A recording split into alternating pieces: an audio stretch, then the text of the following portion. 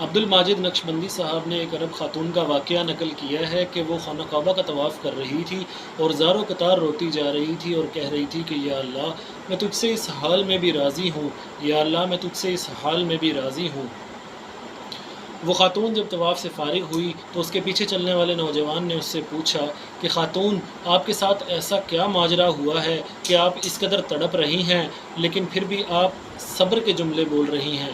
اس خاتون نے کہا کہ آج میرے شوہر ایک بکری کو لے کر آئے، انہوں نے گھر میں ذبح کیا، اس کے بعد وہ چلے گئے، میں روٹیاں تندور پر لگانے لگی، اندر کمرے سے میرے درمیان والے بچے کی آواز آئی چیخنے کی۔ جب میں اندر گئی تو وہ بچہ خون میں لت پت تھا۔ ہوا یہ تھا کہ بچوں نے ماں باپ کو بکری ذبح کرتے دیکھا اور پھر چھوٹا بچہ ماں کے پاس تھا اور باقی دو بھائی اندر کمرے میں کھیل رہے تھے۔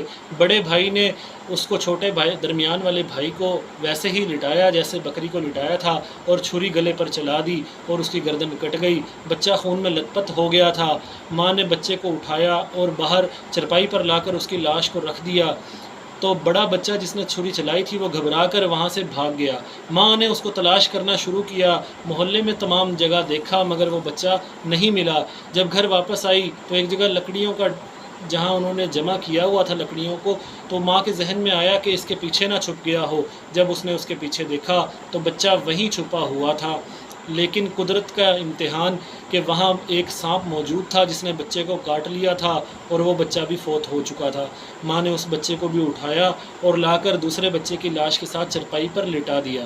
اس کے بعد جب کچھ ہوش ٹھکانے آئے تو سب سے چھوٹے بچے کا خیال آیا کہ جب یہ حادثہ ہوا تو وہ میری گود میں تھا، تو پھر یاد کرا تو تندور کے پاس بچے کو پھینکنے کا یاد آیا۔ وہاں تندور کے پاس جا کر جب دیکھا تو وہ بچہ بھی تندور کے اندر گر چکا تھا اور جل کر راکھ ہو گیا تھا۔ ماں نے اس کو بھی نکالا اور اس کو لا کر چرپائی پر لٹا دیا۔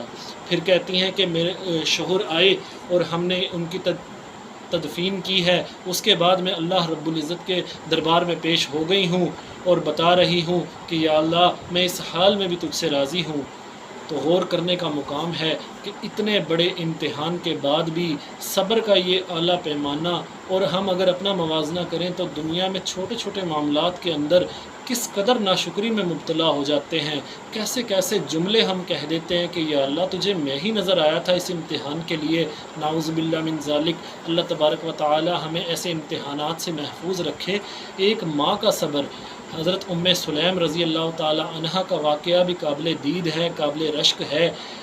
آپ رضی اللہ تعالی عنہ کا بچہ بیمار ہوا، حضرت ابو طلحہ رضی اللہ تعالی عنہ روزہ سے تھے، بچہ پیچھے فوت ہو گیا بیماری سے۔ آپ رضی اللہ تعالی عنہ نے بچے کو نہلا دھلا کر کفن پہنایا اور چرپائی پر لٹا دیا۔ جب شوہر گھر آئے تو آپ نے ان کو اس وجہ سے کہ روزہ میں ہیں ابھی ان کو تکلیف ہوگی بچے کی موت کا نہ بتایا۔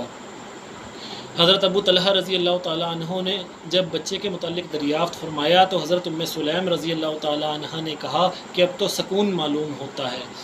انہوں نے روزہ کی افطاری کی، اس کے بعد رات کو وہ اطمینان سے سو گئے اور جب اٹھے تو پھر آپ رضی اللہ تعالیٰ عنہ نے بچے کی وفات کی اطلاع دی۔